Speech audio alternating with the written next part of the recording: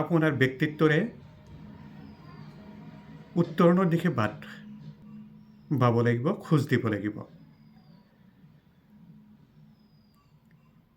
তাৰে পদক্ষেপ স্বৰূপে সেই যে ফকৰাটো আছে, মাতিলে ৰণলৈকে যাবা, নেমাতিলে ভোজলৈকে নাযাবা। কথাটো মন কৰিবলগীয়া। কিছুমান মানুহ আছে, বাটত পালোঁ কামাৰ, দা গঢ়ি দিয়া আমাৰ, এনেধৰণৰ কাম কৰি মানুহক কেতিয়াবা বিপাঙত পেলাই, সন্মুখত পাইছে গতিকে মাতি দিছে, নেপালে নেদেখিলে নেমাতিলেহেঁতেন।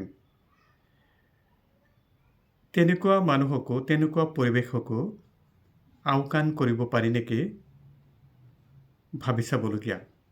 ব্যক্তিত্ব গঢ়ি তোলোতে বহুত সময় লাগে আৰু সেই ব্যক্তিত্বক, আপোনাৰ ব্যক্তিত্বক ব্যৱহাৰ কৰিব খোজে আনে।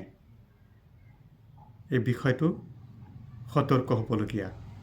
কিছুমান মানুহ আছে, আপোনাৰ যেতিয়া প্ৰভাৱ দেখিব, প্ৰতিপত্তি দেখিব, তেতিয়া আহি আপোনাৰ সংগ ল'ব বিচাৰিব আৰু সুযোগ পালে খামুচি দিব। তেজ উলিয়াবলৈ চেষ্টা কৰিব, আঘাত দিয়াৰ কাৰণে চেষ্টা কৰিব। তেওঁলোকৰ পৰাও সাৱধান হ'বলগীয়া। জীৱনৰ বাট কেতিয়াবা পিছল, কেতিয়াবা উখৰা মুখৰা, কেতিয়াবা উত্তাল। ব্যক্তিত্বৰে তাক নেওচি আগুৱাব লাগিব।